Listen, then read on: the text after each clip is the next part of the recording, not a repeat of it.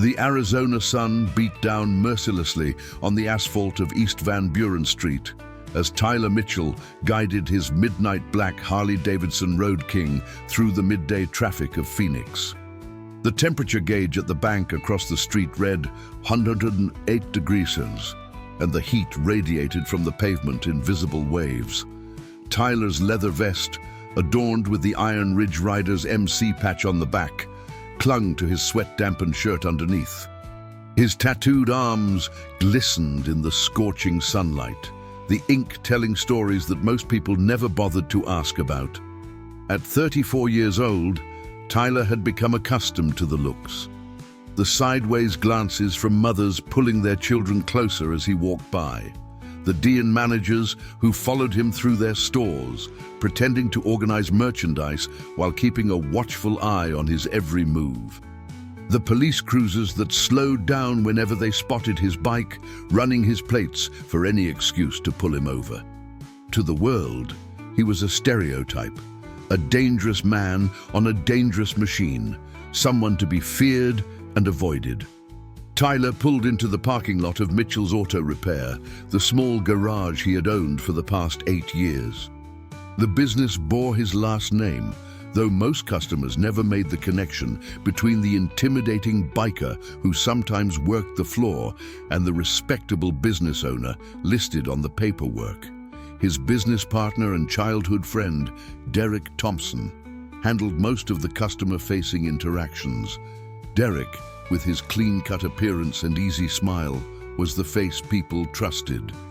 Tyler was the talent behind the scenes, the mechanic whose hands could diagnose and fix problems that stumped everyone else. "Rough morning?" Derek called out from beneath a lifted Ford F-150 as Tyler killed the engine and dismounted. "Same as always," Tyler replied, his voice gravelly from years of riding in the wind and desert dust. He pulled off his sunglasses and ran a hand through his dark brown hair, cut short but still long enough to hint at rebellion. "Mrs. Patterson from the coffee shop on 3rd Street clutched her purse when I walked in. The barista called me Sir about 15 times in 2 minutes, nervous as hell." Derek slid out from under the truck, wiping his grease-stained hands on a red shop rag. At 42, he had known Tyler since they were kids growing up in the rough neighborhoods of South Phoenix. He had watched his friend transform from a promising student to a decorated soldier, and finally to the quiet, guarded man who found solace in the brotherhood of the Iron Ridge Riders. "You know how people are, brother," Derek said, shaking his head. "They see the vest and the bike and they think they know your whole story. Let them think what they want," Tyler muttered, though the weariness in his eyes betrayed how much those assumptions actually cost him. He headed toward the office, grabbing a bottle of water from the small refrigerator they kept in the corner. "How's the schedule looking?" "Packed solid through Thursday. We've got that transmission rebuild on the Silverado, and the Johnsons want their Suburban back by tomorrow afternoon." Derek paused, studying his friend's face. "You okay, man? You seem more wound up than usual."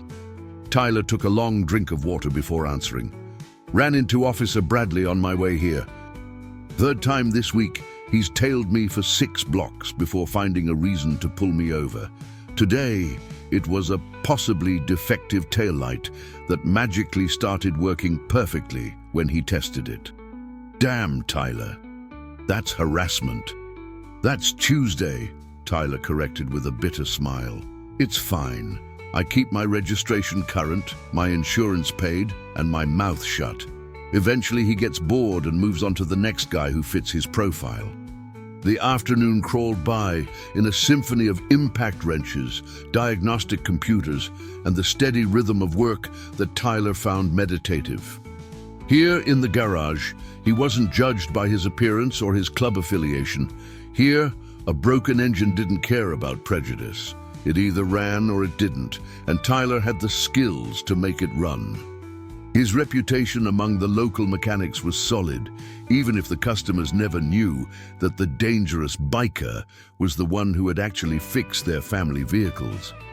Around 6 o'clock, as the sun began its descent toward the western mountains, painting the sky in shades of orange and purple that only the Sonoran Desert could produce. Tyler's phone buzzed with a familiar pattern.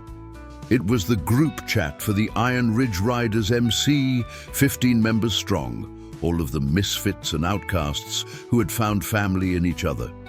The message was from Raymond "Ray" Cooper, the club president, and a man Tyler respected more than almost anyone else in his life.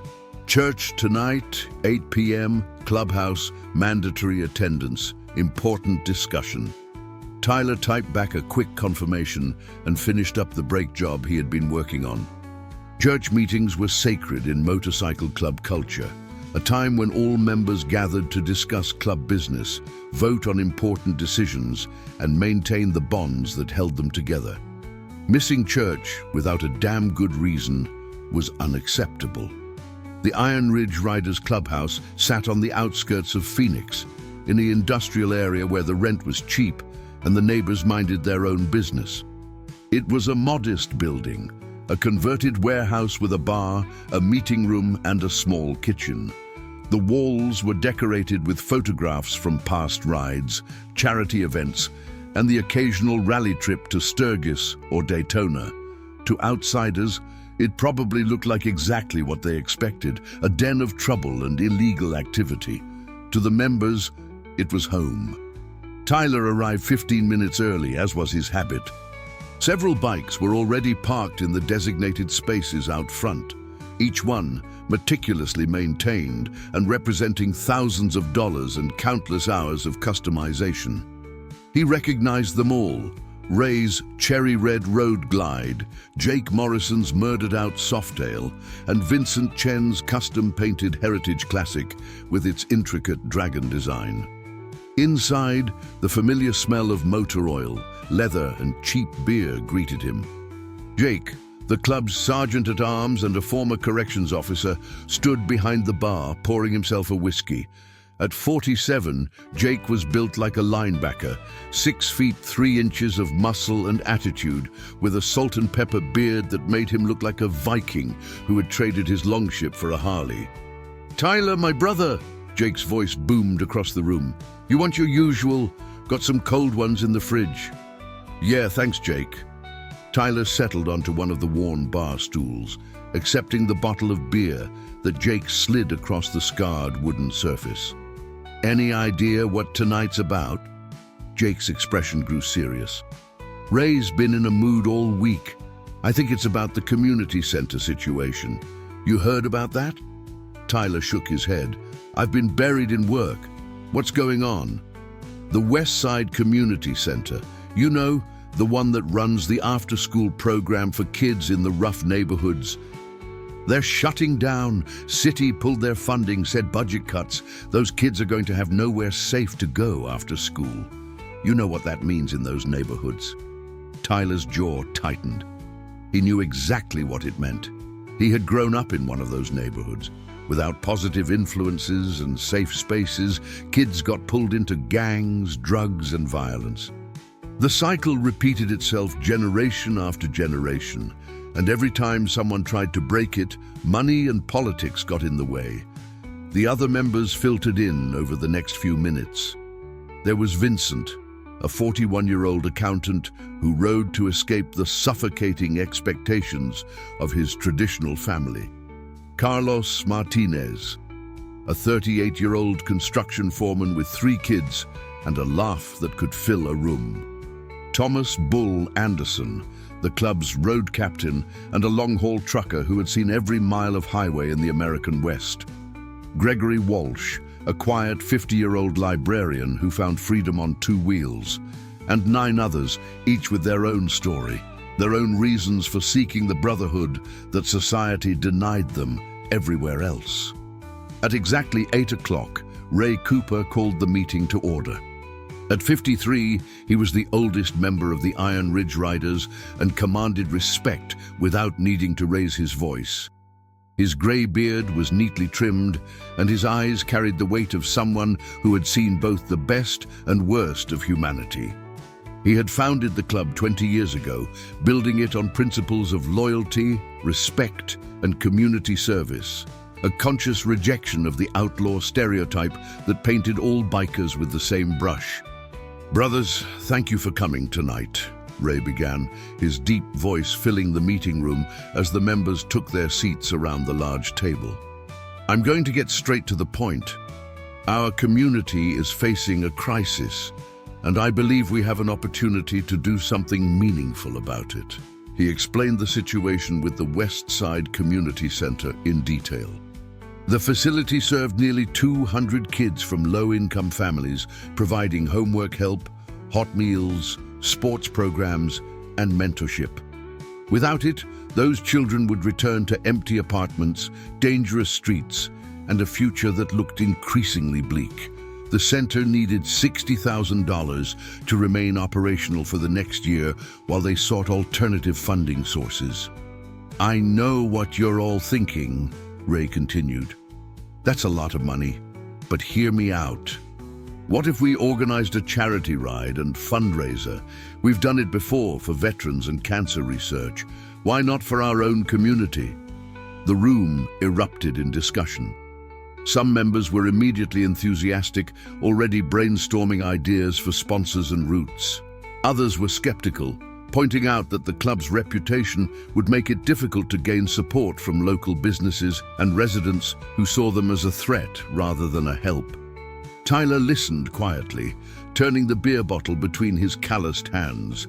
He thought about the kids who would be affected, children like he had once been, growing up in poverty and violence, looking for any way out.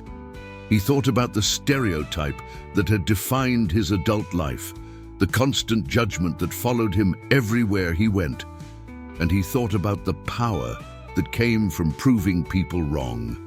"I'm in," Tyler said, his voice cutting through the debate. The room fell silent, all eyes turning to him. "Whatever you need me to do, I'm in. These kids deserve better than what the system is giving them." Ray nodded slowly, a slight smile crossing his weathered face. "That's what I hope to hear, brother. I think if we commit to this, really commit, we can change some minds about who we are. Actions speak louder than words, and it's time Phoenix saw what the Iron Ridge Riders really stand for."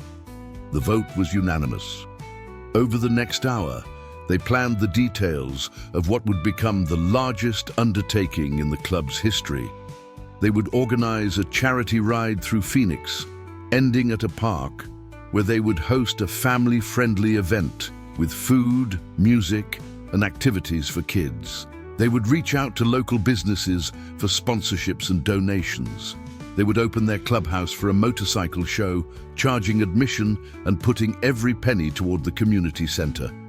It was ambitious, perhaps even naive, but it was also exactly the kind of challenge that gave meaning to their brotherhood. As the meeting adjourned and the members began to disperse, Tyler felt something he hadn't experienced in years, a sense of purpose that extended beyond the daily grind of survival and the constant battle against prejudice. He stayed behind to help Jake clean up, stacking chairs and wiping down the table. Through the window, he could see the lights of Phoenix stretching out toward the horizon, a sprawling city of 4.5 million people, most of whom would never see him as anything more than a stereotype to be feared. "You think we can actually pull this off?" Jake asked, breaking the comfortable silence. Tyler considered the question carefully. "I don't know," he admitted, "but I know we have to try. These kids need someone to fight for them. If not us, then who?" Jake clapped him on the shoulder, a gesture of solidarity that said more than words ever could. "That's why you're my brother, Tyler. You've got a good heart, even if you hide it behind all that leather and attitude." Tyler allowed himself a rare smile. "Don't let that get around. I've got a reputation to maintain."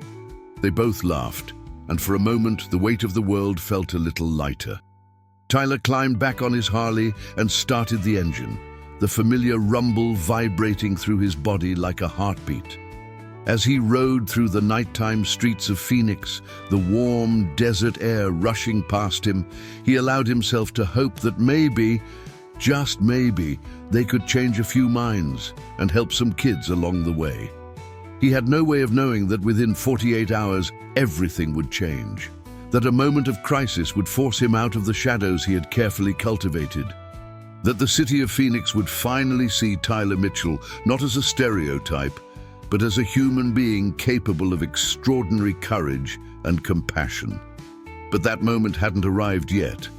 For now, he was still invisible, still judged by his appearance rather than his character, still waiting for the chance to prove that he was so much more than what people assumed when they saw a biker with tattoos and leather.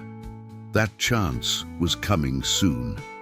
Wednesday morning arrived with the same oppressive heat that defined Phoenix summers, the temperature already climbing past 90 degrees by 9 a.m. Tyler was elbow deep in an engine rebuild at the shop, his focus narrowed to the precise tolerances and careful assembly that separated a good repair from a great one.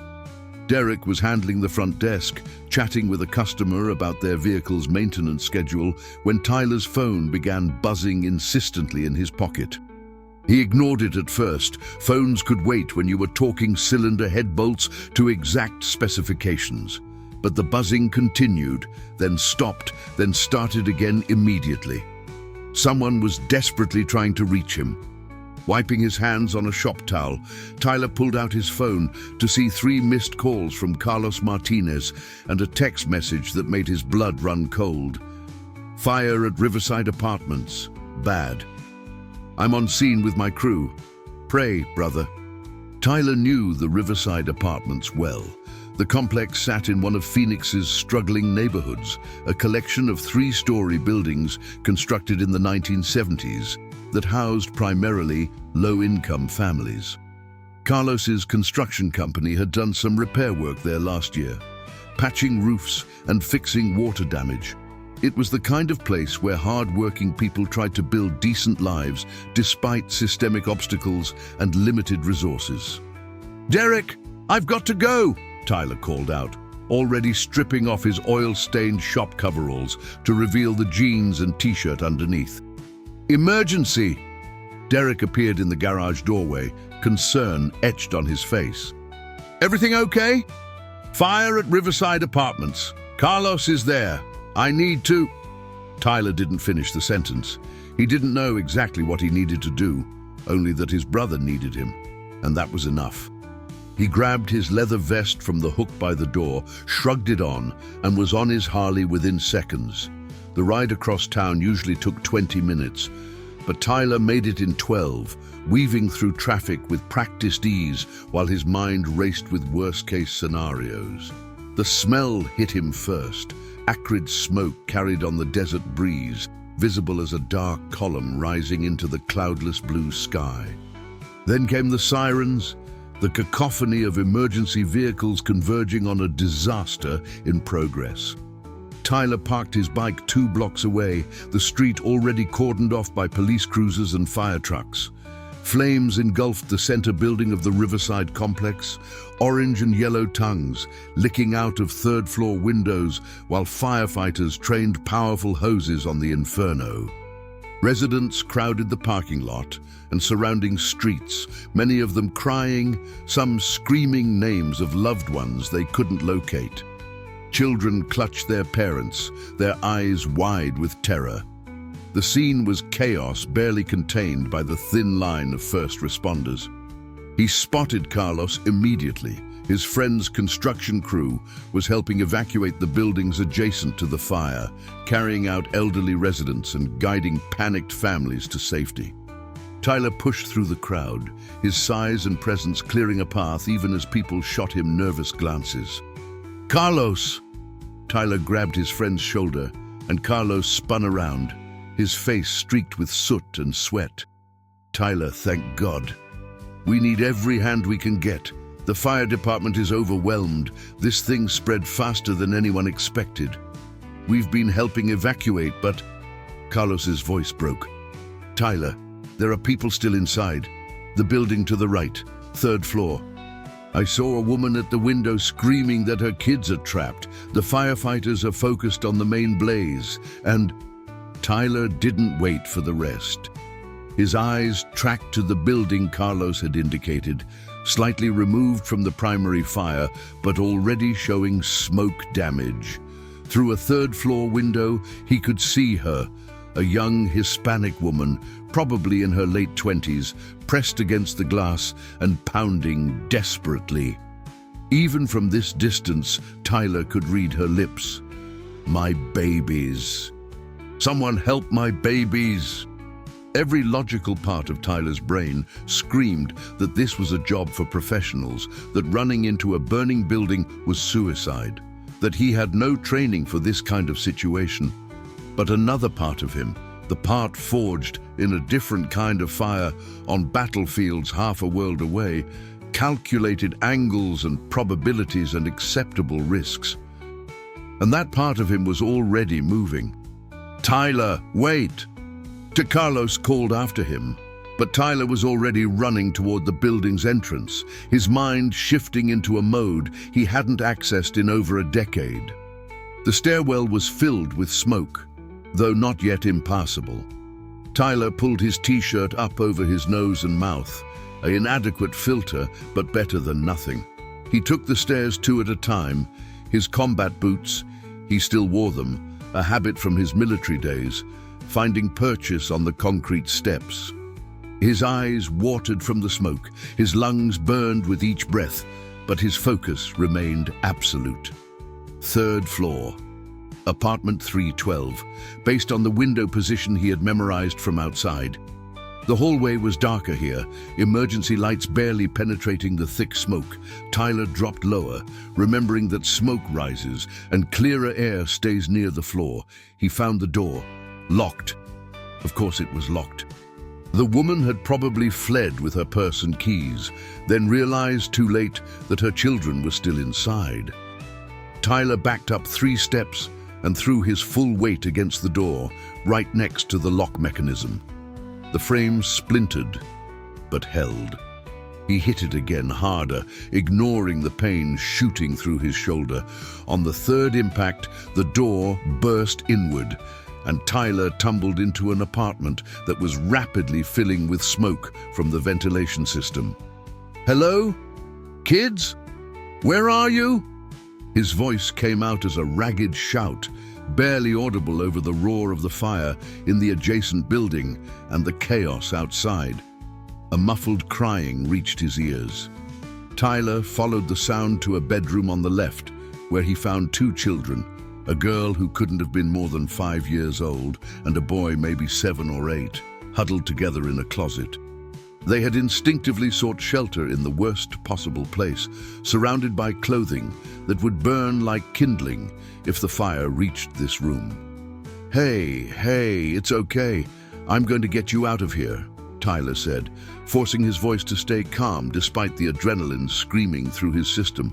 "What are your names?" "Isabella," the little girl whimpered, tears streaming down her face. "That's my brother, Miguel." "Okay, Isabella and Miguel. I need you both to be really brave right now. We're going to walk out of here together, but you have to do exactly what I say. Can you do that?" Both children nodded, their trust in this intimidating stranger born from desperation and the absence of any alternative. Tyler scooped Isabella into his left arm, she couldn't have weighed more than 40 pounds, and grabbed Miguel's hand with his right. "Stay low, hold your breath when I tell you to, and don't let go of me. Understood?" "Yes, sir," Miguel managed, his voice trembling but determined. The journey back through the hallway was infinitely worse than the journey in. The smoke had thickened dramatically, visibility reduced to mere feet. Tyler kept one hand on the wall, navigating by memory and touch, his lungs screaming for clean air. Isabella buried her face in his shoulder, and he could feel her small body shaking with terror. Miguel gripped his hand so tightly that Tyler's fingers went numb, but he didn't tell the boy to loosen up. That grip meant Miguel was still there, still conscious, still fighting. They reached the stairwell, and Tyler risked a glance down. The smoke was worse here now, billowing up from the lower floors.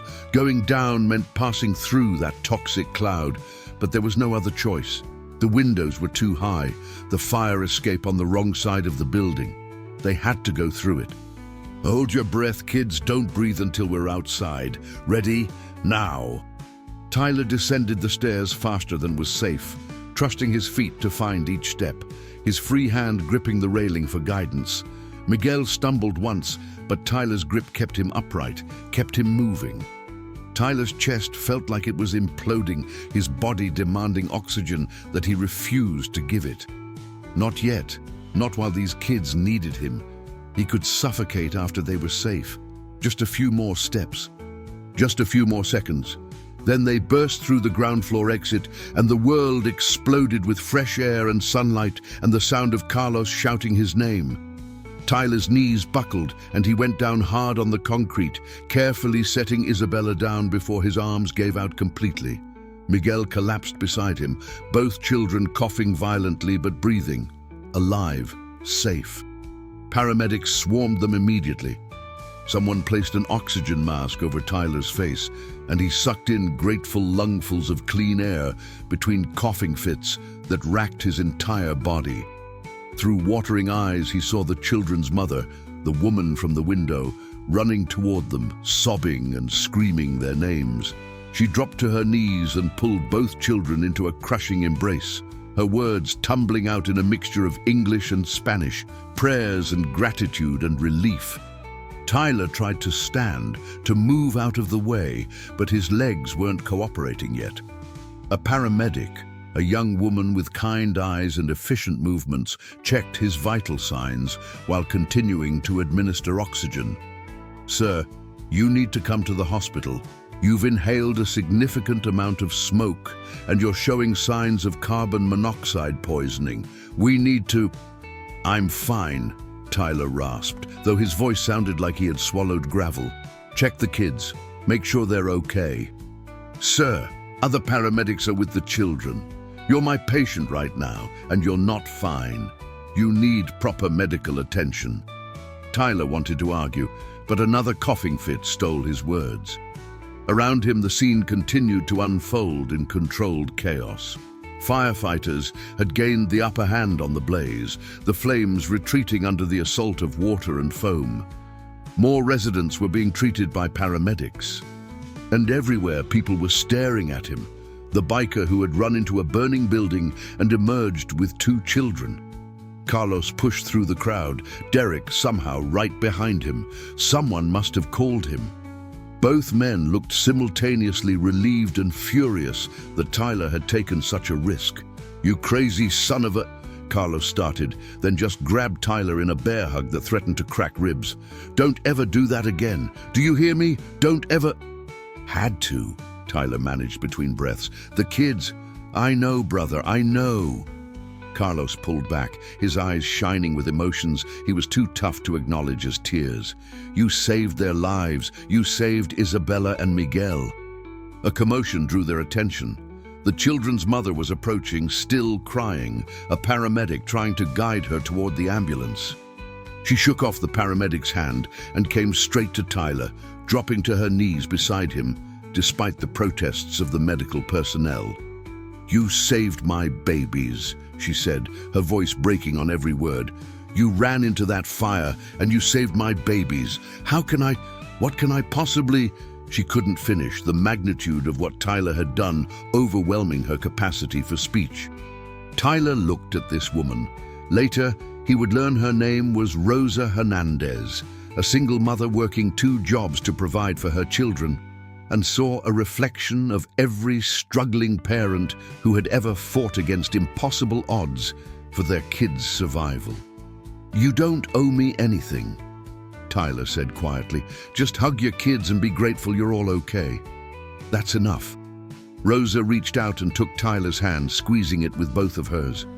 "God sent you here today. God sent an angel on a motorcycle." Tyler almost laughed at the description. Angel was probably the last word anyone in Phoenix would have used to describe him before today. But he simply squeezed her hand back and said, "Take care of them, Rosa. They're brave kids. They did everything I asked without hesitation." The paramedics finally insisted on transporting Tyler to the hospital for evaluation, and he was too exhausted to mount a proper resistance. As they loaded him into the ambulance, he caught sight of something that made his blood run cold.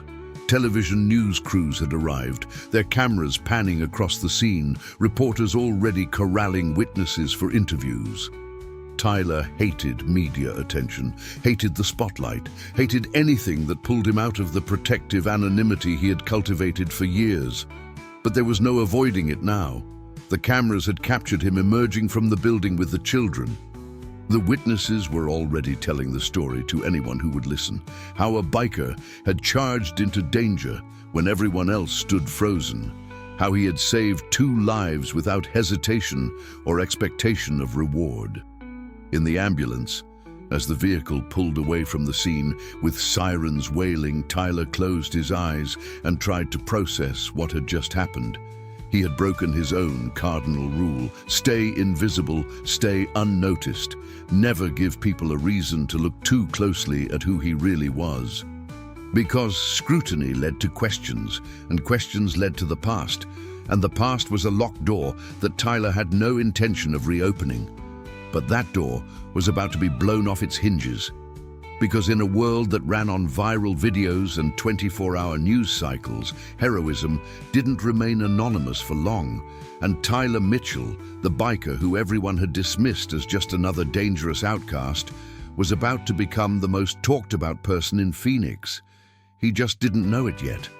Tyler spent 4 hours in the emergency room at Phoenix General Hospital, undergoing tests and observations while doctors monitored him for the effects of smoke inhalation and carbon monoxide exposure. They kept him on supplemental oxygen, took blood samples, performed a chest X-ray, and lectured him repeatedly about the risks he had taken. Tyler endured it all with patient silence, answering their questions with minimal words and avoiding eye contact with the nursing staff who kept finding excuses to peek into his room. He should have recognized the signs, the whispered conversations that stopped when he glanced up, the way people looked at him, not with fear or suspicion, but with something else, something that made him deeply uncomfortable. It wasn't until Derek showed up with a change of clothes and a carefully neutral expression that Tyler understood what was happening. "You need to see this, brother," Derek said, holding up his phone with the screen facing Tyler. The video had already been viewed 200,000 times, and it had only been posted 3 hours ago. Someone at the scene, multiple someones actually, had filmed Tyler's rescue mission on their smartphones. The footage was shaky and smoke-obscured, but the essential narrative was crystal clear: a leather-clad biker running into a burning building while others stood by helplessly. Tyler emerging minutes later with 2 small children, collapsing from smoke inhalation, refusing medical treatment until he was certain the kids were safe. The caption read, "Hero biker saves 2 children from Phoenix apartment fire." While everyone else waited for firefighters, this man ran straight into danger. Anyone know who he is? The comments section had exploded with speculation, praise, and perhaps most disturbingly for Tyler, curiosity about his identity. Several people had already identified him as Tyler Mitchell, owner of Mitchell's Auto Repair and member of the Iron Ridge Riders MC. His business phone number was being shared. People were looking up his address. His entire carefully constructed private life was being excavated and displayed for public consumption. "It's not all bad," Derek said cautiously, scrolling through his phone. "Look at these comments. This man is a hero. Bikers get such a bad reputation, but this proves they're just like everyone else. Maybe better. I judged people like him my whole life, and I feel ashamed now. Tyler, people are actually reconsidering their prejudices." Tyler handed the phone back, his jaw tight. "I don't want to be a symbol, Derek. I don't want to be anyone's lesson about prejudice or heroism. I just want to be left alone. I know, man, but that ship has sailed." Derek sat down in the chair beside Tyler's hospital bed, his expression sympathetic. "The news stations are already running the story. You're going to be on the evening broadcast." Rosa Hernandez did an interview. She's calling you an angel, Tyler. She's crying on camera, thanking you for saving her children's lives. Tyler dropped his head back against the pillow and stared at the ceiling tiles, counting them to keep from screaming his frustration. This was exactly what he had spent 12 years trying to avoid. Attention meant questions. Questions meant his past would be dug up, examined, and presented to the world without context or understanding. Everything he had run from, everything he had tried to bury beneath a new identity and a quiet life, was about to be dragged into the light. "There's more," Derek said softly. "The reporters have been asking around about you, talking to people at the garage, at the clubhouse, in the neighborhood. They want to do a human interest story. The real man behind the leather vest, or some such headline. Tyler, they're going to dig into your background, whether you cooperate or not. Might be better if you control the narrative, give them an interview on your terms." "No." The word came out flat and final. "I'm not doing any interviews." "Tyler!" I said, "No, Derek, drop it." The doctors cleared him for discharge around 6 p.m. with instructions to take it easy for a few days and return if he experienced any breathing difficulties. Tyler signed the paperwork, changed into the clean clothes Derek had brought, jeans, a plain black t-shirt and his leather vest, and walked out of the hospital into a nightmare. At least a dozen reporters waited in the parking area, cameras and microphones at the ready. They swarmed the moment Tyler emerged, a wall of questions and bright lights that made him take an involuntary step backward. "Mr. Mitchell, can you tell us what went through your mind when you ran into that building? How does it feel to be called a hero? What do you say to people who have negative stereotypes about bikers? Mr. Mitchell, can we schedule an interview? Is it true you're a member of a motorcycle club?" Tyler kept his head down and his mouth shut, pushing through the crowd with Derek running interference beside him. They made it to Derek's truck. Tyler's bike was still at the Riverside Apartments and escaped the parking lot with cameras filming their departure. The whole experience left Tyler feeling violated and exposed, his skin crawling with the need to retreat somewhere dark and quiet where no one could see him. "Your place or mine?" Derek asked as they merged onto the highway. "Clubhouse," Tyler said. "I need my brothers right now." The Iron Ridge Riders Clubhouse had become a fortress under siege. News vans had discovered its location, and reporters lingered outside the gates, hoping for a glimpse of the hero biker or a statement from the motorcycle club. Ray Cooper had wisely decided not to engage, instructing all members to decline interviews and keep club business private. But inside the walls, the mood was electric with pride and concern in equal measure. Tyler walked into a standing ovation. Every member present rose to their feet, clapping and cheering, their faces reflecting genuine admiration for what their brother had done. Jake crushed him in another back-breaking hug. Carlos raised his beer in salute, and Vincent actually had tears in his eyes as he gripped Tyler's shoulder. "You crazy, magnificent bastard," Ray said, his voice thick with emotion. "You ran into a burning building and saved 2 lives. Tyler, do you understand what you've done? Not just for those kids, but for us? For every biker who's ever been judged by their appearance instead of their actions?" Tyler accepted a beer from someone. His hands were shaking slightly, a delayed reaction from the adrenaline crash, and took a long drink before responding. "I didn't do it to make a statement, Ray. I did it because those kids needed help, and I was there, that's all." "I know that, brother. We all know that. But intention doesn't change impact." Ray gestured to the television mounted on the clubhouse wall, where the local evening news was playing with the volume muted. Tyler's image filled the screen. Photos from social media, footage of the rescue, his business license photo from the city registry. "You're the top story on every news channel in Phoenix. Social media is exploding. Your video has been shared 40,000 times in the last hour alone. Like it or not, you're a symbol now." "A symbol of what?" Tyler asked, though he already knew the answer. That people are more than their stereotypes, Vincent interjected, his usual quiet demeanor replaced by passionate intensity. Tyler, my parents have spent my entire adult life asking when I'm going to give up this biker nonsense and act like a respectable member of society. Today, my mother called me, to say she saw the news, and she's proud to know that I ride with someone like you. Do you understand?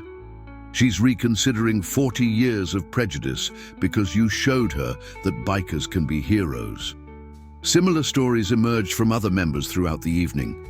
Thomas Bull Anderson's daughter, who had been embarrassed by his club affiliation, had posted the rescue video on her social media with the caption, "This is what real bikers do." Proud to be Bull's daughter. Carlos reported that 3 different customers had contacted his construction company specifically to say they wanted to work with a business owned by someone who rode with Tyler Mitchell. Gregory Walsh, the librarian, had been approached by multiple patrons at work asking if he knew that hero biker and expressing admiration when he confirmed his club membership. The transformation in public perception was happening in real time, faster than anyone could have anticipated. The Iron Ridge Riders, long viewed with suspicion by the community they tried to serve, were suddenly being reconsidered in light of Tyler's actions. It was exactly the kind of opportunity Ray had hoped their charity work would eventually create. Except instead of gradually building trust, a single act of courage had torn down walls that had stood for decades. But Tyler couldn't share in the celebration. He sat at the bar, nursing his beer and feeling the walls close in around him. Because he knew what came next. The reporters wouldn't stop at the surface story. They would dig deeper, searching for context and background that would make their human interest piece more compelling. And when they dug into Tyler Mitchell's history, they would find the military service records. They would find the commendations and the medals. They would find the incident that had ended his career and shattered his life. And then they would ask questions that Tyler had no intention of answering. Tyler. Ray's hand on his shoulder broke through his spiraling thoughts. The club president had pulled up a stool beside him, his weathered face creased with concern. Talk to me, brother. Everyone else is celebrating and you look like you're at a funeral. What's going on in that head of yours? Tyler studied his beer bottle, watching condensation drip down the glass. They're going to find out about Afghanistan, Ray. About what happened, about why I left the army, about Captain Tyler Mitchell, combat medic, and the mission that went wrong. Ray was silent for a long moment, processing this information. Tyler had never spoken in detail about his military service, deflecting questions with vague references to doing his time and seeing some rough stuff. The club respected his privacy. Everyone had demons they didn't want to discuss. But privacy was about to become a luxury Tyler could no longer afford. How bad is it? Ray asked quietly. Bad enough that I left medicine entirely. Bad enough that I haven't told anyone the full story in 12 years. Bad enough that when they plaster it across the news, people are going to have questions about whether their hero biker is actually someone they should admire. Tyler's voice was hollow, emotionless, the words emerging from a place deep inside where he stored all the pain he refused to feel. Tyler, whatever happened, we're your brothers. You know that, right? Nothing changes that. Nothing. You don't know what I did, Ray. Then tell me, right here, right now. Just you and me. Tell me the story and let me decide whether it changes how I see you. Tyler took a long drink from his beer, draining the bottle. He motioned to Jake for another, then turned to face Ray directly. I need to tell someone before the reporters do, because when this comes out, and it will come out, I want at least one person to know the truth from me first. Ray nodded. I'm listening, brother. And so, in the relative quiet of the clubhouse while the other members celebrated nearby, Tyler Mitchell began to speak about things he had sworn he would never discuss again. He talked about joining the army at 21, about discovering his talent for combat medicine, about the deployments to Afghanistan, where he had saved dozens of lives under impossible conditions. He had been good at his job, so good that he had been promoted to captain and put in charge of training other medics. Then came March 15th, 2013, a routine patrol in Kandahar province that turned into an ambush. Multiple casualties. Tyler's team working frantically to stabilize wounded soldiers under enemy fire, and the decision that would haunt him for the rest of his life. 2 critically wounded men, both dying, only enough time and resources to save one. Private James Bennett, 22 years old, engaged to be married. Sergeant David Foster, 34, father of 3 young children. Tyler had made the call that military protocol demanded. Save the soldier with the better chance of survival. He had worked on Bennett, stabilizing his injuries, getting him evacuated. Bennett survived and went home to his fiancée. Foster died on that battlefield, and Tyler had to write the letter to his widow, explaining why her husband was never coming home. "The review board cleared me," Tyler said, his voice barely above a whisper. "They said I made the right call, that I followed proper triage protocols, that no one could have saved both men under those conditions." But Foster's family didn't see it that way. They blamed me. They said I chose wrong, that a father of 3 deserved to live more than some kid who hadn't even started his life yet. They launched a formal complaint, went to the media, made my life hell for months. Tyler's hands were shaking now, years of suppressed emotion finally finding a release. The military stood by me, but I couldn't stand by myself. Every time I closed my eyes, I saw Foster bleeding out while I worked on Bennett. I started second-guessing every decision I made in the field. My commanding officer recommended I take a leave, get some counseling. Instead, I resigned my commission and disappeared. Changed my life completely, became someone who would never have to make that kind of choice again. Ray sat in silence, absorbing the story. Finally, he spoke. "Tyler, you were put in an impossible situation and you made the best choice you could with the information you had. That's not murder. That's not even negligence. That's war. Tell that to Foster's 3 kids who grew up without a father. Tell that to his widow who blamed me at his funeral in front of everyone. Tell that to the part of my brain that replays that moment every single night when I try to sleep." Tyler's voice cracked. "I couldn't be a doctor anymore, Ray. I couldn't have that responsibility. So I became a mechanic, joined a motorcycle club, and spent 12 years trying to be invisible so no one would ever look at me and see Captain Mitchell, the man who let David Foster die. And today, you ran into a burning building to save 2 children," Ray said softly. "Tyler, doesn't that tell you something? That maybe you're not the person you think you are? That maybe you're still a hero, still someone who runs toward danger instead of away from it, still capable of saving lives?" "Or maybe I'm just trying to make up for the life I couldn't save," Tyler countered. "Maybe I'm still trying to prove that I deserve to be alive when better men died." Ray gripped Tyler's shoulder hard enough to hurt. "Listen to me, brother.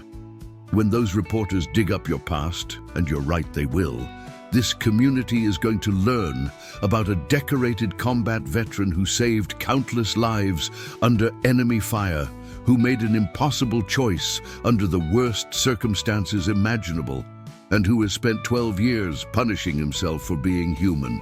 You think that makes you less of a hero? Tyler, that makes you more." Tyler wanted to believe that. He desperately wanted to believe that the world would see his story with the same compassion that Ray was showing him now. But he had learned through bitter experience that the world wasn't that kind. People loved simple narratives, hero or villain, right or wrong, good or evil. The messy truth of trauma and impossible choices and survival guilt didn't fit neatly into a 3-minute news segment. The next 48 hours proved Tyler's fears justified. The reporters found his military records. They interviewed people who had served with him, Some spoke highly of his service, others focused on the controversy surrounding Foster's death. They tracked down Foster's widow, now remarried, who gave a carefully worded statement about the tragedy of war and the impossible burdens placed on medics in combat. They contacted Bennett, who issued a passionate defense of Tyler's character and credited him with saving his life. The story evolved from hero biker saves children to decorated combat veteran with tragic past becomes unlikely hero. News outlets couldn't decide whether Tyler was a redemption story or a controversial figure. Social media debated endlessly about the ethics of battlefield triage and whether Tyler had made the right choice 12 years ago in Afghanistan. Through it all, Tyler refused interviews. He stayed off social media. He went to work at the garage, ignoring the increased business from people who wanted to meet the hero biker. He attended club meetings and helped finalize plans for the charity ride that was now receiving unprecedented attention and support. And every night, he went home to his small apartment, fed his dog, a rescue pit bull named Gunner who loved him unconditionally, and tried not to think about how his entire life had been turned inside out by one impulsive decision to run into a burning building.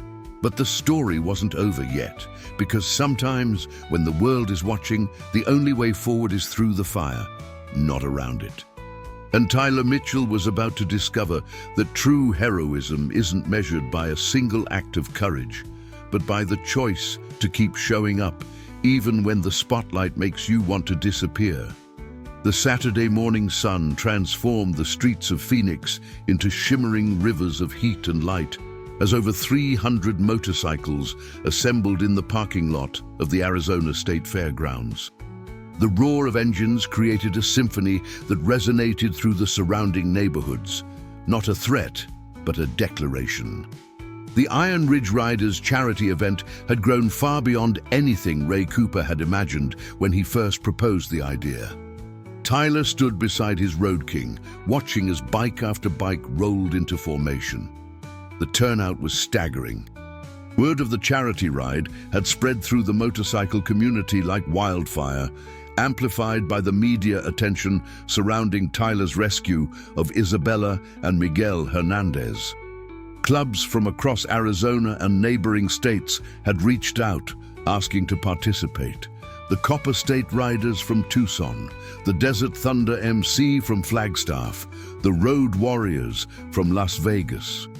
Even some of the larger, more notorious clubs had sent representatives, putting aside territorial disputes and rivalry politics to support a cause that transcended club affiliations. Local businesses had stepped up in ways the Iron Ridge Riders never anticipated. A Harley-Davidson dealership donated motorcycles for auction. Restaurants provided food for the festival. Companies sponsored riders with pledges for every mile completed. The community center that had been on the verge of closing now had commitments exceeding $75,000, enough to operate for 18 months while they pursued sustainable funding solutions. Pretty impressive, isn't it? Jake appeared at Tyler's elbow, his own bike freshly polished and gleaming in the morning sun. Never thought I'd see the day when Phoenix treated bikers like community heroes instead of criminals. Tyler adjusted his sunglasses, uncomfortable with his role in this transformation. They're here for the kids, Jake. Not for me. They're here for both, Jake corrected. You gave them a reason to look past their prejudices, but yeah, the kids are why they're staying. The route had been planned meticulously, a 40-mile loop through Phoenix, passing through neighborhoods rich and poor, ending at Encanto Park where the festival would be held. Police had agreed to provide escort, a development that shocked everyone, given the department's historically adversarial relationship with motorcycle clubs. But Officer Bradley, the same cop who had harassed Tyler for years, had shown up at the clubhouse 3 days earlier with a surprising message. "Look, Mitchell," Bradley had said, his posture stiff with discomfort. "I owe you an apology. I profiled you. I assumed things about you because of how you look and what you ride. I was wrong. What you did at that fire, He paused, struggling with words. "That was brave as hell. And this charity thing you guys are organizing? It's good work, real community service. The department wants to help make sure the ride goes safely." Tyler had accepted the apology with a curt nod, not quite ready to forgive years of harassment, but willing to acknowledge the gesture. Ray had been more diplomatic, working with Bradley to coordinate the logistics of moving 300 motorcycles through city streets without causing chaos. At 10 a.m. sharp, Ray's voice boomed over the PA system that had been set up for the event. "Brothers and sisters, riders and friends, thank you for being here today. What we're doing isn't just about raising money for a community center, though that's important. We're showing Phoenix that bikers are part of this community, that we care about these neighborhoods, that we're willing to put our time, our energy, and our money where our mouths are." Cheers erupted from the assembled crowd. Riders, supporters, families who had come to watch the spectacle. Tyler spotted Rosa Hernandez near the front, Isabella and Miguel standing beside her. The children waved enthusiastically when they saw him, and Tyler managed a small wave back. Rosa had become something of a media fixture herself, appearing on morning shows to talk about Tyler's heroism and advocate for the community center. She and Tyler had formed an unlikely friendship, bound by the shared experience of that terrifying day. "Let's ride!" Ray shouted, and 300 engines roared in response. The procession rolled out in waves, organized by club affiliation, each group maintaining disciplined formation. Tyler rode in the second wave with the Iron Ridge Riders, flanked by Carlos and Vincent.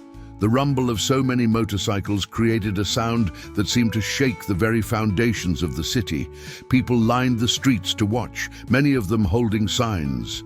"Thank you, bikers. Heroes ride for our kids. Iron Ridge Riders, community champions." Tyler had braced himself for the attention, but the reality was overwhelming. Children pointed and waved. Adults applauded. At one intersection, an elderly woman held a sign that read, "My grandson goes to Westside Community Center. Thank you for saving his safe place." Tyler's throat tightened, and he was grateful for the sunglasses that hid the moisture gathering in his eyes. They passed through wealthy neighborhoods where residents had historically called the police at the mere sight of motorcycle groups. And now those same people stood on their lawns, acknowledging with tentative smiles that maybe they had been wrong. They rolled through struggling areas where kids chased alongside the motorcycles, their faces lit with excitement and possibility. The message was clear. Bikers weren't the enemy. They were neighbors, protectors, people who cared about the same things everyone else did: safe communities, opportunities for children, and the chance to prove that appearance doesn't define character. The ride took 90 minutes, and by the time the procession arrived at Encanto Park, the festival was already in full swing. Volunteers had set up stages for live music, booths for food vendors, areas for children's activities, and a central pavilion where the motorcycle show would be judged.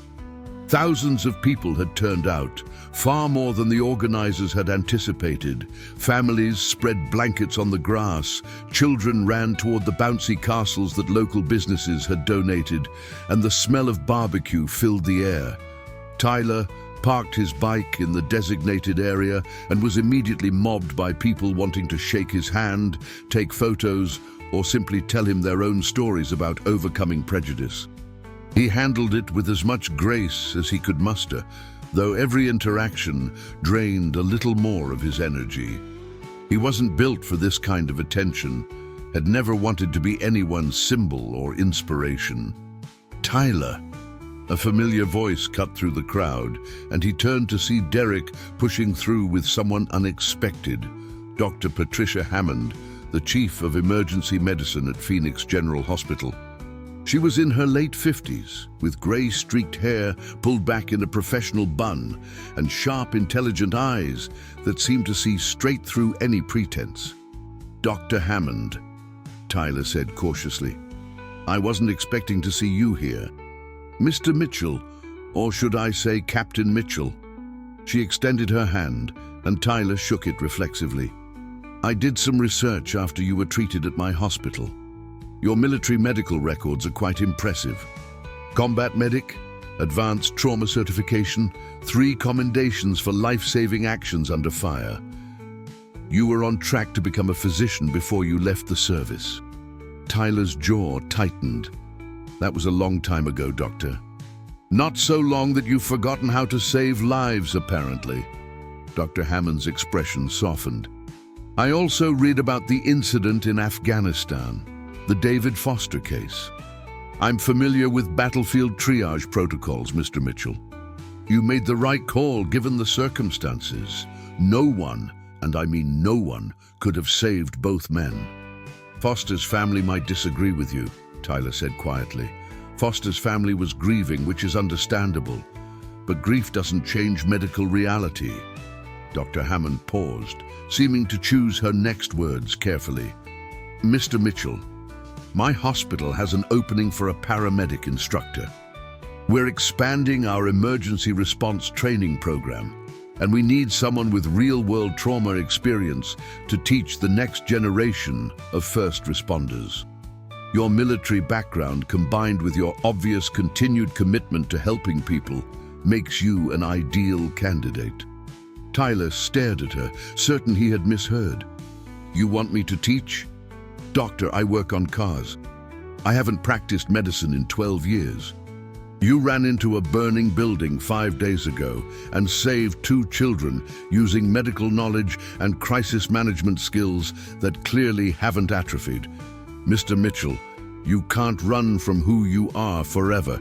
At some point, you have to decide whether you're going to let one tragic moment define your entire life, or whether you're going to honor the lives you have saved and can still save by stepping back into your calling.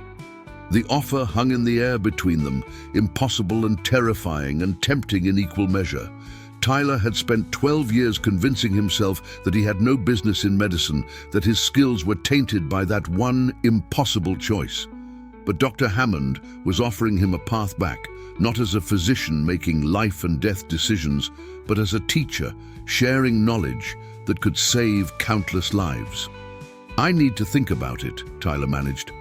Of course, but don't think too long. Doctor. Hammond handed him a business card. The world needs people like you, Mr. Mitchell. People who run toward danger instead of away from it. People who understand that heroism isn't about being perfect.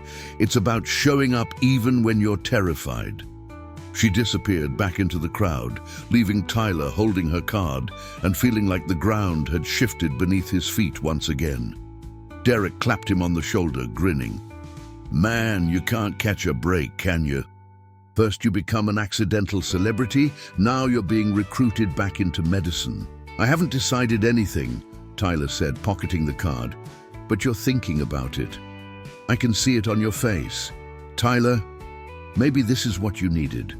A reason to stop punishing yourself and start living again. Before Tyler could respond, Ray appeared with a clipboard and a stressed expression. Tyler, we've got a situation.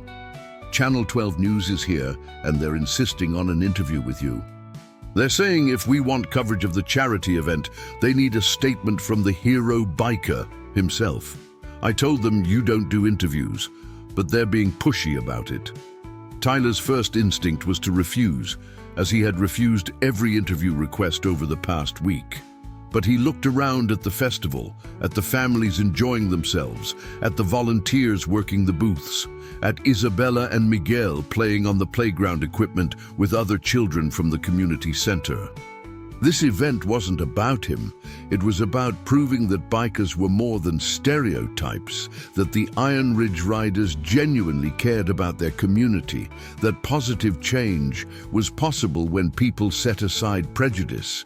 And if giving one interview would help secure that message, then maybe it was time to stop hiding. Okay, Tyler said, and Ray's eyebrows shot up in surprise. I'll do it, but on my terms. They can ask about the charity event and the community center. They can ask about the fire rescue, but my personal life beyond that is off limits. Agreed. Ray nodded slowly.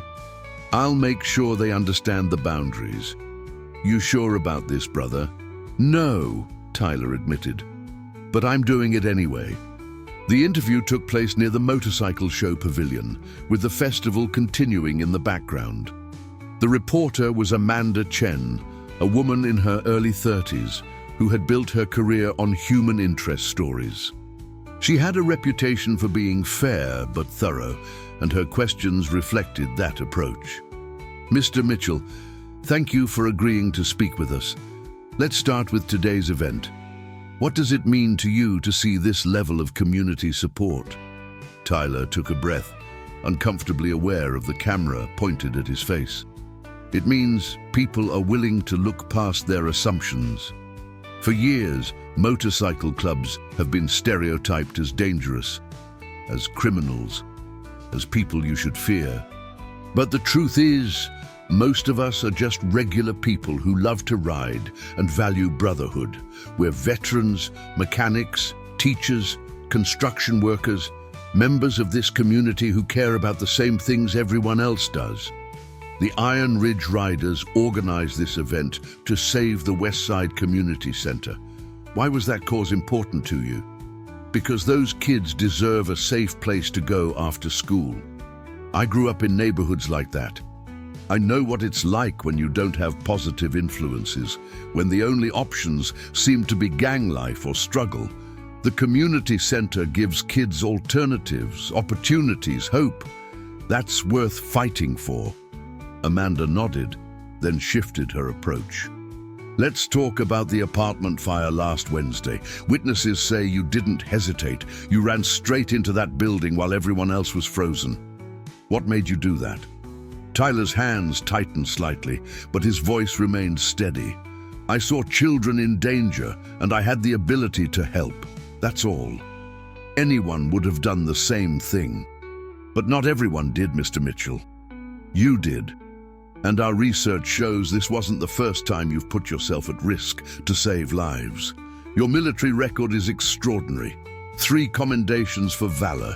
Countless lives saved as a combat medic in Afghanistan. You were a decorated officer on track for a prestigious medical career. Why did you leave all that behind? There it was. The question Tyler had been dreading. He could deflect, could refuse to answer, could end the interview right there. But he thought about Dr. Hammond's words, about Ray's faith in him, about Isabella and Miguel who were alive because he had faced his fears and run into the fire. Maybe it was time to stop running from his past. I left because I made a decision that haunted me, Tyler said slowly. In combat, medics sometimes face impossible choices. 2 wounded soldiers, only enough time and resources to save one. You have to make a call, and you have to live with it. I made that call, and a good man died because I chose to save someone else. His family blamed me. Eventually, I blamed myself. I couldn't carry that weight and continue practicing medicine, so I walked away. But you didn't stop saving lives, Amanda said softly. Last Wednesday proved that. What changed? Nothing changed. Everything changed. Tyler struggled to articulate thoughts he had barely admitted to himself. For 12 years, I've tried to be invisible, to avoid situations where I'd have to make those kinds of decisions again. But when I saw those kids trapped in that building, I realized something. Running away from who you are doesn't change who you are. I'm a medic. That's in my blood, in my training, in my instincts. And maybe it's time to stop punishing myself for being human and start honoring the lives I have saved by continuing to help people. So what's next for Tyler Mitchell? Tyler thought about Dr. Hammond's card in his pocket, about the choice he would have to make, about the terrifying possibility of stepping back into medicine. I don't know yet, he admitted, but I'm done hiding. I'm done letting fear make my decisions. Whatever comes next, I'll face it head on, just like I faced that fire. The interview concluded, and Tyler felt simultaneously exhausted and strangely liberated. He had spoken publicly about Afghanistan for the first time in 12 years, had acknowledged his fear and his guilt, had admitted that maybe redemption was possible. It wouldn't erase the past or bring David Foster back, but it was a step toward accepting that he was more than the sum of his mistakes. The festival continued into the evening, the setting sun painting the Phoenix sky in brilliant oranges and purples. The final tally came in just before 8 p.m., $93,000 raised for the Westside Community Center, enough to operate for 2 years and establish an endowment for future stability. Ray announced the total to thunderous applause, and Tyler watched as Rosa Hernandez cried tears of joy, her children hugging her tightly. As the crowd began to disperse and the cleanup crews started their work, Tyler found himself standing alone near his motorcycle, watching the last families pack up their belongings and head home. The day had been exhausting, overwhelming, and transformative in ways he was still processing. "Hey, stranger." A woman's voice startled him from his thoughts. He turned to find a woman in her mid-30s approaching, professionally dressed, with brown hair and an easy smile. She looked vaguely familiar, though Tyler couldn't place her. "I'm Jessica Foster," she said, extending her hand. "David Foster's daughter." Tyler's world stopped. Jessica Foster, David's oldest child, who would have been 13 when her father died. Now in her 20s, grown up without the father Tyler had failed to save. He didn't take her hand immediately, couldn't quite process why she was here, what she could possibly want from him. "I saw your interview," Jessica continued, letting her hand drop when Tyler didn't shake it. "I've been following the news coverage about you all week, and Mr. Mitchell, I needed to come talk to you, to tell you something that my family should have told you 13 years ago." "You don't owe me anything," Tyler managed, his voice rough. "I'm sorry about your father. I'm sorry I couldn't save him." "That's what I came to say," Jessica said firmly. "You have nothing to apologize for. My father was a soldier. He understood the risks. He knew that in combat impossible choices have to be made. My mom, she was destroyed by grief when Dad died. We all were. And she needed someone to blame because blaming the war, blaming the situation, wasn't enough. So she blamed you." Tears were streaming down Jessica's face now, but her voice remained steady. "But I grew up, Mr. Mitchell. I joined the military myself.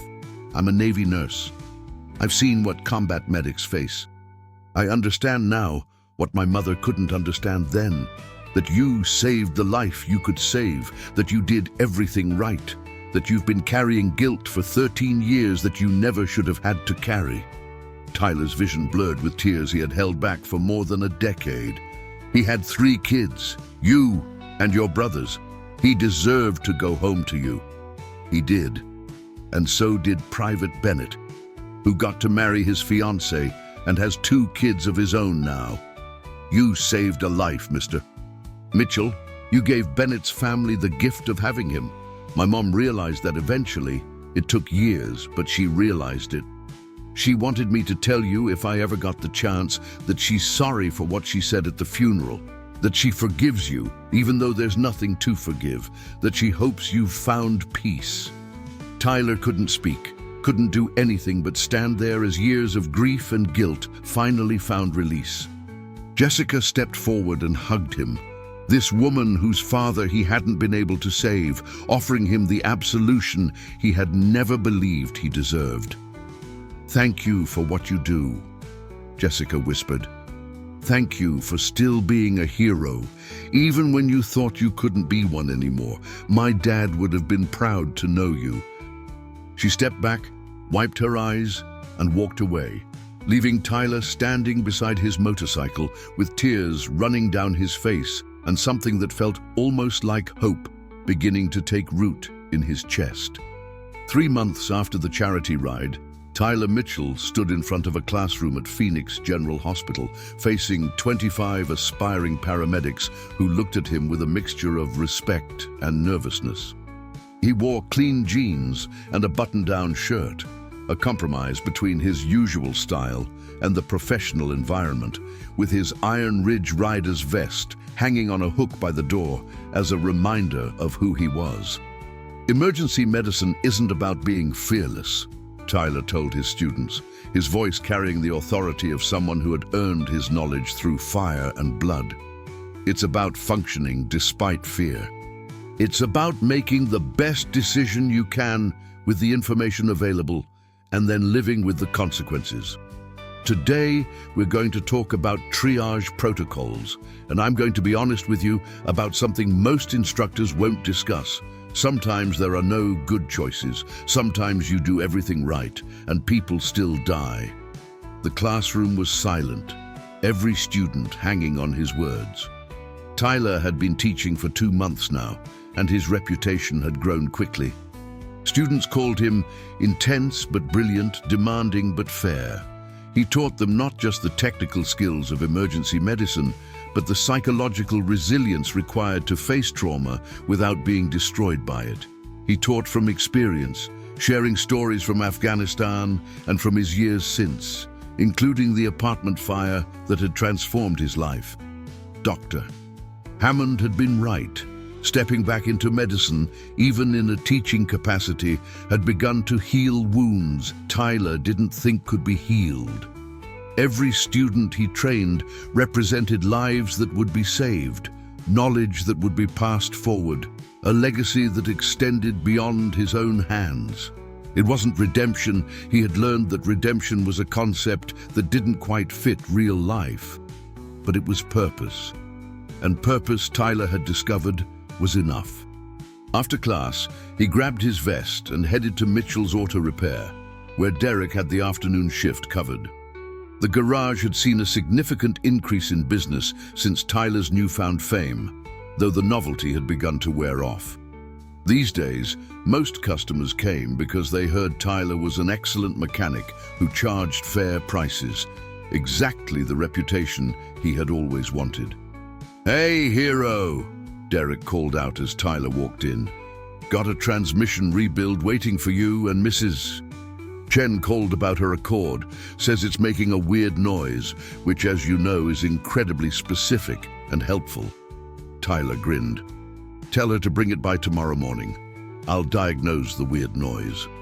He grabbed his coveralls and got to work, losing himself in the familiar rhythm of mechanical problem solving.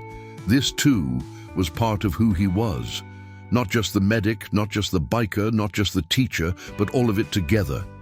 The sum of his experiences, his choices, his failures and successes. Around 6 p.m., as Tyler was finishing up the transmission work, Jake called with a reminder about church meeting that night. The Iron Ridge Riders had grown substantially since the charity event, adding 7 new members and gaining recognition as a positive force in the Phoenix community. They had organized 2 more fundraisers, one for veteran services and another for a local animal shelter, cementing their reputation as a club that backed up their words with action. The meeting that night focused on planning their annual Memorial Day ride to honor fallen soldiers, an event that had historically attracted maybe 30 riders, but was now expected to draw several hundred. Tyler had been asked to lead the planning committee, and he accepted the responsibility with the same dedication he brought to everything else. "We need to make sure this stays meaningful," Tyler told the assembled members. "It's not about showing off our bikes or getting media attention. It's about honoring the men and women who didn't make it home. We ride for them, we remember them, and we make damn sure their families know they haven't been forgotten." Ray nodded approvingly. "That's exactly the spirit we need, brother." "Tyler, you want to say a few words about David Foster during the memorial service. Share his story so people understand what these soldiers sacrificed." Tyler hesitated only briefly before nodding. "Yeah, I can do that. David deserves to be remembered." After the meeting, Tyler rode through Phoenix's night streets, the cool desert air a welcome relief from the day's heat.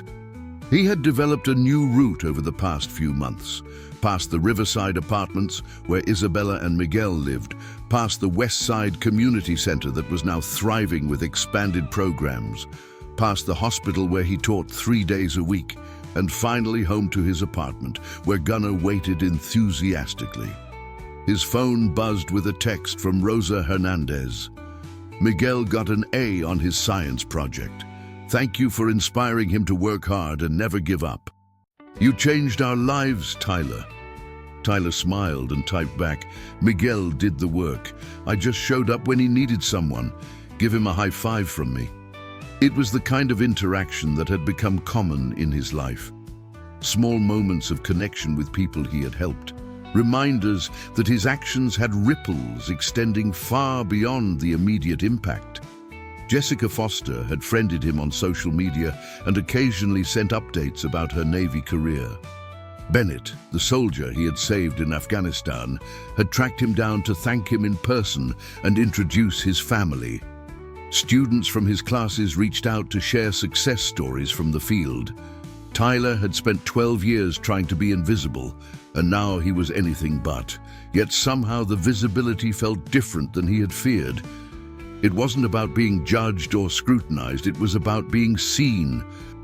Really seen as a complete person with flaws and strengths, past mistakes and present courage, all of it together forming someone worth knowing. His phone rang, Dr. Hammond's name appearing on the screen. Dr. Hammond, is everything okay? More than okay, Tyler. I'm calling with an offer. Our hospital is launching a new program, Community Emergency Response Training for Civilians. Basic first aid, CPR, trauma stabilization, that sort of thing. We want to equip regular people with the skills to help in emergencies before professional responders arrive. I want you to design and lead the program. Tyler sat down on his couch, Gunnar immediately jumping up beside him. That's a big responsibility, Doctor. It is. But you're the perfect person for it. You understand trauma care at the highest level, you communicate effectively, and you have credibility with diverse communities. Plus, you've proven that trained civilians can make the difference between life and death. What do you say? Tyler thought about all the people who had stood frozen while he ran into that burning building, not because they were cowards, but because they didn't know what to do. If he could train even a fraction of Phoenix's population in basic emergency response, how many lives might be saved? How many people would have the skills and confidence to help instead of watching helplessly? I say yes, Tyler answered. When do we start? They discussed logistics for another 20 minutes before hanging up. Tyler sat in his quiet apartment, processing how completely his life had changed in 3 months. He had gone from invisible to visible, from running away from medicine to running toward it, from carrying guilt alone to sharing it with others who helped him understand that being human meant making mistakes and growing from them. His phone buzzed again. The Iron Ridge Riders group chat. Vincent had posted a photo from the charity ride with the caption, "Remember when we thought 300 riders was ambitious? We've got that many RSVPs just from Arizona for the Memorial Day ride. Tyler, you started something big, brother." Tyler typed back, "We started it together. The club made this happen, not me." But Ray responded, "Tyler, you gave us permission to be proud of who we are. You showed Phoenix that bikers aren't the stereotype. We're people who care, who help, who make a difference. Don't downplay your role in that." Tyler set his phone aside and scratched Gunnar behind the ears, the dog groaning contentedly. Maybe Ray was right. Maybe his choice to run into that fire had been the catalyst for change. But the real transformation hadn't been in how Phoenix saw bikers. It had been in how Tyler saw himself.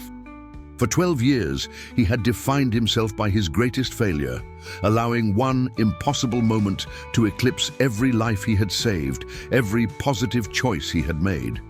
He had convinced himself that he didn't deserve to be happy, didn't deserve to use his skills, didn't deserve to be seen as anything more than someone who had failed when it mattered most. But Jessica Foster's words had begun to unlock something. You saved a life. You gave Bennett's family the gift of having him. Tyler hadn't taken a life. He had saved one, and in the process of saving that one, he had made a sacrifice that haunted him. But it didn't make him a failure. It made him human. The following Saturday, Tyler was invited to speak at the Westside Community Center's grand reopening ceremony. The facility had been renovated with the money raised at the charity event, expanding their space and adding new programs. Tyler stood at the podium, looking out at a crowd that included Rosa and her children, members of the Iron Ridge Riders, city officials who had once ignored the center's plight, and hundreds of families whose lives were touched by this place. "I'm not much for speeches," Tyler began, his voice amplified by the microphone. "I'm a mechanic and a teacher, more comfortable with wrenches and textbooks than podiums. But I wanted to say something about community, about prejudice, and about the power of proving people wrong." He paused, gathering his thoughts. 3 months ago, most of you probably would have crossed the street if you saw me walking toward you. I look like the stereotype of someone you should fear. Tattoos, leather, a motorcycle that's louder than it needs to be. And for a long time I accepted that. I accepted being invisible, being judged, being dismissed. I told myself it didn't matter what people thought. But it did matter. It mattered because when people only see the stereotype, they miss the human being underneath. They miss the veteran, the medic, the mechanic, the brother in a club that values loyalty and service. They miss the person who would run into a fire to save children, not because he's special, but because he's human, and humans help each other. Tyler's voice grew stronger. The Westside Community Center matters because it sees the human beings underneath the stereotypes. It sees kids who need opportunities, not kids who are destined to fail. It sees families trying to build better lives, not problems to be managed. It sees potential where others see problems, and that's what we all need to do. Look past the surface, past our assumptions, past our prejudices, and see each other as we really are. I'm grateful that this community gave me a chance to prove I was more than what you assumed. But I'm more grateful that you're giving these kids the same chance to learn, to grow, to become whoever they want to be, regardless of where they come from or what assumptions the world makes about them. That's what real community looks like. The applause was thunderous, but Tyler barely heard it. He was looking at Isabella and Miguel, who were smiling at him with uncomplicated trust and affection. These children didn't care about his past mistakes, or his decorated military record, or his motorcycle club affiliation. They cared that he had saved them, that he remembered their names, that he showed up when he said he would. They saw him as he was, not a hero or a stereotype, just Tyler. After the ceremony, as people mingled and children explored the renovated facility, Officer Bradley approached Tyler, the same cop who had harassed him for years. Bradley extended his hand, and Tyler shook it, the gesture carrying weight beyond the simple action. "Mitchell, I wanted you to know I've started training on recognizing and combating implicit bias. Your story made me realize how much damage I've done over the years, profiling people based on appearance. I can't undo the past, but I'm trying to do better going forward." "That's all any of us can do," Tyler replied. "Learn from our mistakes and try to do better." "I respect that you're putting in the work, Bradley." As the evening wound down, the Iron Ridge Riders gathered in the parking lot, admiring each other's bikes and planning their next ride. Tyler stood among his brothers, feeling a sense of belonging that had eluded him for most of his adult life. These men, diverse in age, background, and profession, had accepted him completely, supported him through his struggles, and challenged him to be better. "Tyler!" Ray called out, holding up a small wooden plaque. The club took a vote and it was unanimous. "We're presenting you with the first ever Iron Ridge Riders Community Service Award for embodying the values we all aspire to: courage, service, and proving to the world that bikers are more than stereotypes. Tyler accepted the plaque, his throat tight with emotion. The engraving read, "Tyler Mitchell, for running toward the fire when others stood still, for showing Phoenix who we really are, for reminding us all that heroes wear leather too." "I don't know what to say," Tyler managed, "except that you guys saved my life long before I saved anyone else. This club gave me a family when I didn't think I deserved one. Brotherhood when I had isolated myself from everyone. Purpose when I thought I had nothing left to offer. So thank you, all of you." Jake started a slow clap that spread through the group, and then they were surrounding Tyler, hands on his shoulders, voices raised in solidarity and affection. This was what motorcycle club culture really meant. Not rebellion or outlawry, but brotherhood forged through shared experiences and unconditional support. Later that night, alone in his apartment with Gunnar snoring beside him, Tyler pulled out Dr. Hammond's card and the plaque from the Iron Ridge Riders. Two symbols of the life he was building. One foot in emergency medicine, one foot in the motorcycle community, both firmly planted in a commitment to service and connection. He opened his laptop and began drafting the curriculum for the Civilian Emergency Response Program. He would teach bleeding control, CPR, basic trauma stabilization, skills that could save lives in the critical minutes before professional help arrived. He would recruit other first responders to assist with instruction. He would reach out to community centers, schools, churches, and civic organizations. He would equip Phoenix with the tools to help each other. Because that's what this had all been about. Not one man's heroism or redemption, but the power of a community that chose to see past stereotypes and support each other. Tyler had been the catalyst, but the real change came from everyone who had challenged their own prejudices, opened their minds, and decided that bikers, and all people judged by appearance rather than character, deserved to be seen as human beings. As he worked, Tyler found himself thinking about David Foster less frequently, the constant replay of that day in Afghanistan finally beginning to fade. He would never forget Foster, would never stop honoring his sacrifice, would never claim that he had made a perfect choice. But he could finally accept that he had made the best choice possible under impossible circumstances, and that he had spent the years since trying to honor both the life he saved and the life he couldn't save by continuing to serve others. The guilt would probably never disappear completely. That was the price of caring deeply about the work you do. But it had transformed from a crushing weight into a reminder to stay humble, to recognize the limits of what one person can do, and to appreciate every life saved as a precious gift rather than an expectation. Tyler's phone buzzed with a text from an unknown number. "Mr. Mitchell, this is Private James Bennett. I heard you're teaching emergency medicine now. I wanted you to know that I've been volunteering with a veterans support group, sharing my story about the medic who saved my life in Afghanistan. If you ever want to talk, or if you need someone to speak about the realities of combat medicine, I'm here. You gave me a second chance at life, and I've tried to make it count.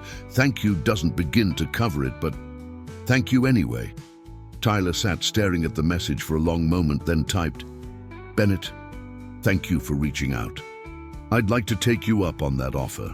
Both the talking and the speaking. I'm working on accepting that saving your life was enough, even though I couldn't save everyone. Hearing that you're living well and helping other veterans means more than you know." Bennett's response came quickly. "You saved everyone you could save, Captain. That's all anyone can ask. Looking forward to connecting." Tyler set his phone down and returned to his curriculum planning, but something had shifted inside him. A final piece of the burden he had carried for 13 years, finally releasing its grip. He had saved Bennett. He was teaching the next generation of emergency responders. He was training civilians to help in crises. He was part of a brotherhood that supported community service. He was proving every day that people were more than their stereotypes. The morning of the Memorial Day ride arrived with clear skies and temperatures already climbing toward the typical Phoenix heat. Over 400 motorcycles assembled at the starting point, the largest gathering the Iron Ridge Riders had ever organized. Riders came from across the Southwest, representing dozens of clubs united by their respect for fallen soldiers. Tyler stood at the memorial before the ride began, a simple stone monument listing the names of Arizona service members who had died in Iraq and Afghanistan. He ran his fingers over the engraved letters of David Foster's name, then stepped up to the microphone to address the assembled crowd. "Today, we ride to honor those who gave everything," Tyler said, his voice carrying across the parking lot through the sound system. "We ride for the soldiers who won't come home, for the families who live with that loss every day, for the futures that were stolen by war. I want to tell you about one of those soldiers, Sergeant David Foster, father of 3, husband, friend, and a man I failed to save." He told Foster's story, not sanitized or simplified, but honest and complete. He talked about the impossible choice, about the guilt he had carried, about Foster's daughter forgiving him years later. He talked about how honoring the fallen meant living with purpose, serving with dedication, and never forgetting that freedom comes at a cost, paid by real people with real families. So today, we ride for David. We ride for all of them. And we live our lives in a way that honors their sacrifice by being better people, better neighbors, better members of our community. That's what this is about. That's what it's always been about. The ride was somber and respectful, hundreds of motorcycles processing through Phoenix with American flags mounted on their bikes, stopping at veterans' memorials throughout the city. At each stop, names were read, stories were shared, and moments of silence honored those who had fallen. It was beautiful and heartbreaking in equal measure. By the time Tyler returned home that evening, he was emotionally exhausted, but also at peace. He had honored Foster publicly, had shared his story with honesty and vulnerability, had connected his past pain to present purpose. The journey from Captain Tyler Mitchell to the invisible biker to community hero and teacher had been long and painful, but it had led him somewhere he never expected, to acceptance of himself with all his flaws and all his strengths. He sat on his small balcony, gunner at his feet, watching the sun set over Phoenix and painting the desert sky in brilliant colors. Somewhere in this sprawling city, Isabella and Miguel were doing homework at the kitchen table. Rosa was finishing her shift at work, grateful every day for her children's lives. Students Tyler had trained were working in emergency rooms and ambulances, saving lives with the skills he had taught them. Bennett was helping veterans find their way after combat. Jessica Foster was serving in the Navy, carrying forward her father's legacy of service. And Tyler was no longer invisible. He was no longer running from his past or hiding from his calling. He was a mechanic and a teacher, a biker and a veteran, a man who had made mistakes and saved lives, who had been broken and had found a way to heal. He was finally enough. 3 days later, Tyler was teaching a civilian emergency response class at a community center when a young man in the back row raised his hand. "Mr. Mitchell, you said you're part of a motorcycle club. I've always been interested in biking, but I worry about the negative stereotypes. How do you deal with people judging you?" Tyler smiled, thinking about how far he had come from the day he stood invisible and judged outside that coffee shop. "I deal with it by proving them wrong," he said. "Every single day, through my actions and my choices. I can't control what people assume when they see my vest or my bike, but I can control who I actually am and how I treat others. And eventually, if you're consistent and genuine, people start to see past the stereotypes. They start to see you." "Has it gotten easier?" another student asked. "Living with people's assumptions? Honestly? Sometimes it's still hard. There are still people who cross the street when they see me coming, who watch me suspiciously in stores, who assume the worst. But there are also people, a lot more people now, who see past the leather and the tattoos to the person underneath. And that makes it worth it. Plus, I've learned that I don't need everyone's approval. I need my own self-respect and the respect of the people who matter to me. Everything else is noise. The class continued, and Tyler taught his students how to stop severe bleeding, how to recognize signs of shock, how to perform CPR effectively. He taught them that in an emergency, action was better than paralysis, that helping imperfectly was better than not helping at all, that courage wasn't the absence of fear, but the decision to move forward despite it. As the students practiced their skills, Tyler moved among them, offering corrections and encouragement. This was his life now. Teaching, serving, connecting, making a difference one person at a time. It wasn't the life he had planned when he was Captain Mitchell in Afghanistan, or when he was the invisible biker trying to disappear into the background of Phoenix. But it was a good life, built on the foundation of failure and redemption, judgment and acceptance, fear and courage. That night, the Iron Ridge Riders gathered at their clubhouse for their regular meeting. New business included planning another charity event, welcoming 2 prospective members, and discussing updates to the clubhouse facilities. But at the end of the meeting, Ray stood up with a serious expression. "Brothers, I've been thinking about the direction of our club. 3 months ago, we were a small group that most of Phoenix either ignored or feared. Today, we're recognized as a positive force in this community. We've raised over $100,000 for local causes. We've changed minds about who bikers really are, and we've proven that motorcycle clubs can be about service and brotherhood, not rebellion and criminality." Ray paused, his eyes moving around the table to each member. "But we can't rest on what we've accomplished. We have to keep pushing forward, keep serving, keep proving every day that we're more than the stereotype. That's the legacy I want for the Iron Ridge Riders, not just as a club that had one good moment, but as a club that consistently shows up for our community." Tyler showed us what's possible when one person has the courage to act. Now it's on all of us to maintain that standard. We're not heroes, we're just people trying to make a positive difference.